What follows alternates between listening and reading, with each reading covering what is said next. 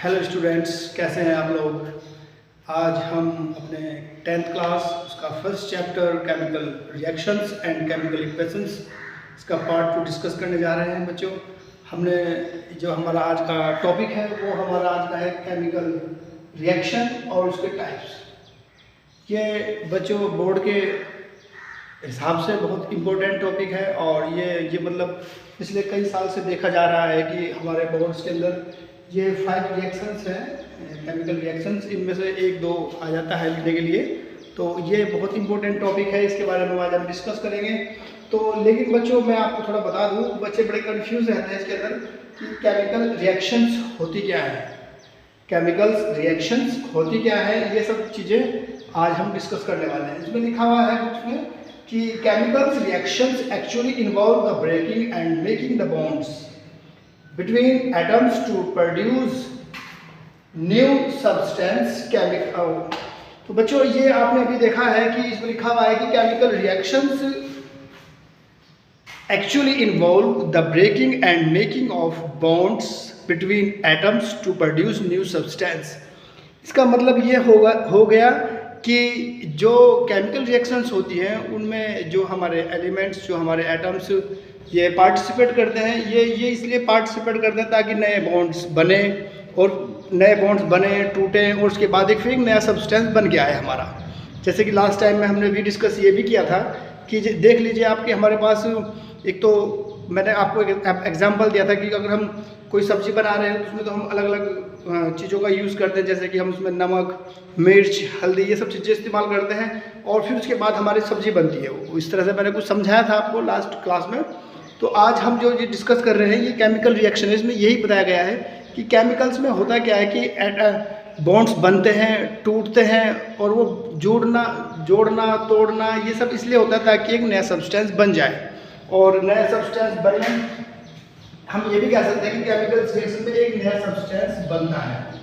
ठीक है, इसमें लिखा हुआ है कि breaking and making of bonds, bonds का टूटना और बनना, एटम्स के बीच में बॉन्ड्स का बनना और टूटना और उसके बाद फिर एक नए सब्सटेंस का बनना, ये जो हमारी प्रोसेस होती है ये केमिकल रिएक्शन के अंदर होती है। और इसमें जो बुक्स है आपकी, इसमें इसके टाइप्स बताए गए हैं। Chemical reactions are of following types. Number 1 आपका कॉम्बिनेशन रिएक्शंस है, number 2 decomposition reaction, number 3 displacement reaction, number 4 double displacement reaction, oxidation and reduction reactions. ये 5 रिएक्शंस हैं बच्चों, हम इनके बारे में थोड़ा पढ़ेंगे। और इसके अभी ये मुझे लगता है कि आपको समझ में आया होगा कि केमिकल्स रिएक्शंस क्या होती है। केमिकल्स रिएक्शंस एक्चुअली ये होता है कि इसमें एटम्स के बीच में जो कुछ बॉन्ड बनते हैं, कुछ बॉन्ड टूटते हैं, और ये बॉन्ड्स का टूटना जोड़ना इसलिए होता है ताकि एक नया सब्सटेंस बन जाए। एग्जाम्पल के तौर पे ये देख लेते हैं, यहाँ पे एग्जाम्पल है हमारा, ये कोई एक एलिमेंट है ए बी, ये एक अलग है, बी ये भी अलग अलग है, इन्होंने आपस में रिएक्शन किया और बन गया हमारा ए बी। तो बच्चों ये रहता है हमारा केमिकल रिएक्शन के अंदर। इसके अंदर नए सब्सटेंस बनते हैं और ये 5 टाइप की होती है। पहला है हमारा कॉम्बिनेशन रिएक्शन। ये बड़ा सिंपल है और बहुत अच्छा है, इसको देख लेते हैं हम। इसमें ये होता क्या है, इसमें कॉम्बिनेशन रिएक्शंस में लिखा हुआ है कि such reactions in which a single product is formed from 2 or more reactants are known as combination reactions। यानी कि अगर हम फर्स्ट की बात करें, ये हमारा फर्स्ट है हमारा topic combination reaction. Combination reaction में क्या होता है कि जब हमारे रिएक्टेंट तो 2 हो, हमारे जो रिएक्टेंट हो वो 2 हो या 2 से ज़्यादा हो। जैसे कि एग्जाम्पल के तौर पे ले लीजिए आप, ये हमारा एक एलिमेंट है CaO और दूसरा जो हमारा एलिमेंट है ये हमारा हो गया H2O।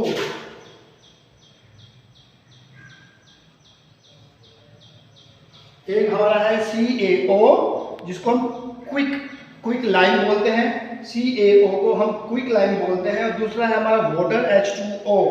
और इन्होंने आपस में रिएक्शन की तो क्या बना हमारा Ca in the bracket OH whole twice. ये हमारा बना है। तो बच्चों इसमें हमें क्या ध्यान देना है, इसमें जो हमें ध्यान देना है उसमें ये ध्यान देना है कि CaO प्लस H2O ये तो हमारे रिएक्टेंट हुए, रिएक्टेंट तो दो हैं और बनने वाला जो प्रोडक्ट है वो सिंगल है। ये इसमें बिल्कुल खास ध्यान रखने की चीज़ है कि जिस रिएक्शन में रिएक्टेंट दो हों या दो से ज़्यादा हों, बट जो प्रोडक्ट हो वो सिंगल हो। आपके रिएक्टेंट दो हो सकते हैं, दो से ज़्यादा भी हो सकते हैं, लेकिन जो बनने वाला है प्रोडक्ट वो सिंगल होगा, तो वो रिएक्शन आपकी कॉम्बिनेशन रिएक्शन कही जाएगी। ये कभी कभी हमारे पास आइडेंटिफाई करने के लिए भी आ जाता है बोर्ड्स में कि 4-5 रिएक्शन दे दी जाती है, उसमें कहा जाता है कि उनको आइडेंटिफाई कर लीजिए किस तरह की रिएक्शन है, क्या नाम है इसका। तो आपको ये ध्यान रखना है कि जिस रिएक्शन के अंदर प्रोडक्ट सिंगल होगा वो रिएक्शन आपकी कॉम्बिनेशन रिएक्शन होगी। फिर इसके बाद है हमारी दूसरी रिएक्शन है हमारी डीकम्पोजिशन रिएक्शन। डीकम्पोजिशन रिएक्शन इसकी जस्ट अपोजिट होती है। इसमें रहता क्या है, इसमें ये देख लेते हैं हम।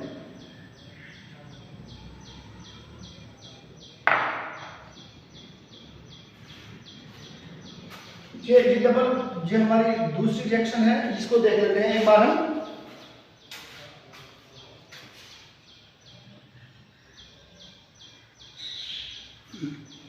देखिए बच्चों ये हमारी डीकम्पोजिशन रिएक्शन है। इसमें क्या होता है, इसमें इसकी ये जस्ट अपोजिट है। जैसे मैंने अभी कहा है आपको, ये हो गया हमारा CaCO3,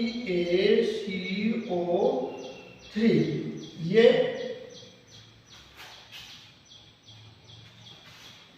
इसको हम बोलते हैं लाइमस्टोन।